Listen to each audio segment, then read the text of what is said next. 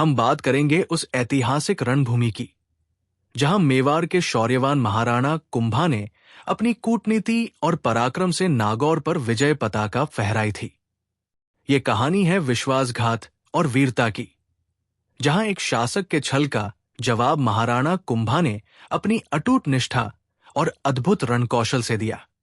समय था लगभग 1455 ईस्वी का। नागौर में एक संकट गहराया हुआ था। वहां के शासक फिरोज खान के निधन के बाद उनके पुत्र शम्स खान और भाई मुजाहिद खान के बीच गद्दी के लिए संघर्ष छिड़ गया।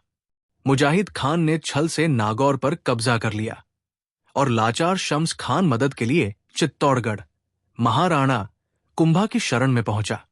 शम्स खान ने महाराणा से अपनी गद्दी वापस दिलाने की विनती की।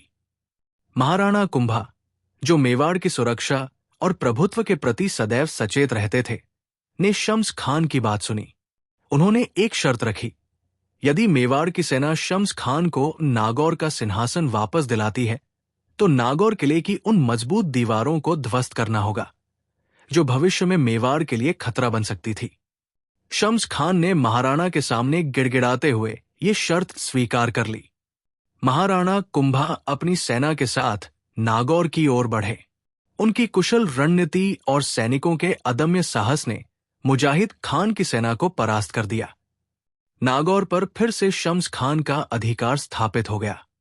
किंतु विजय के बाद शम्स खान ने अपने वचन से मुकरने का दुस्साहस किया।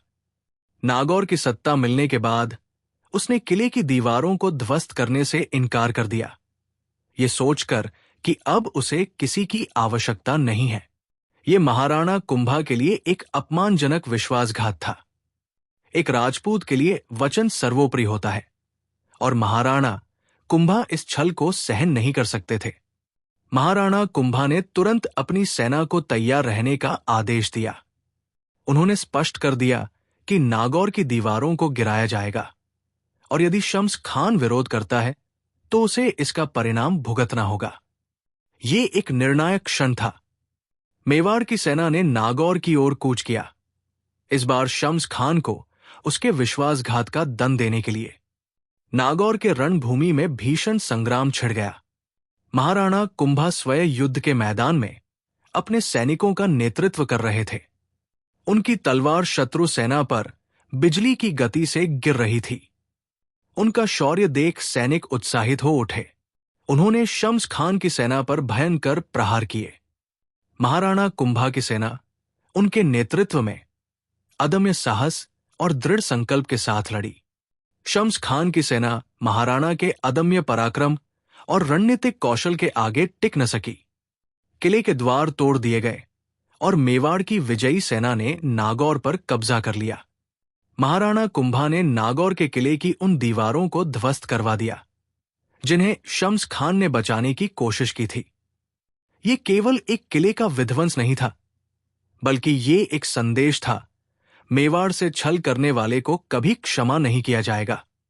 नागौर की इस विजय ने महाराणा कुंभा की प्रतिष्ठा को और बढ़ा दिया, लेकिन इसने मालवा के महमूद खिलजी और गुजरात के कुतुबुद्दीन शाह जैसे क्षेत्रीय शासकों को मेवाड़ के विरुद्ध एक होने के लिए प्रेरित किया।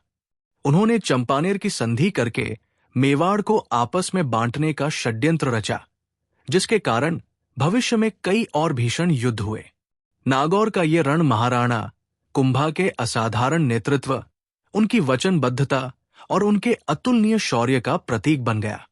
उन्होंने न केवल नागौर पर विजय प्राप्त की, बल्कि ये भी स्थापित किया कि मेवाड़ से छल करने का परिणाम क्या होता है। ये घटना इतिहास के पन्नों में महाराणा कुंभा की वीरता और दूरदर्शिता की मिसाल के रूप में अंकित है।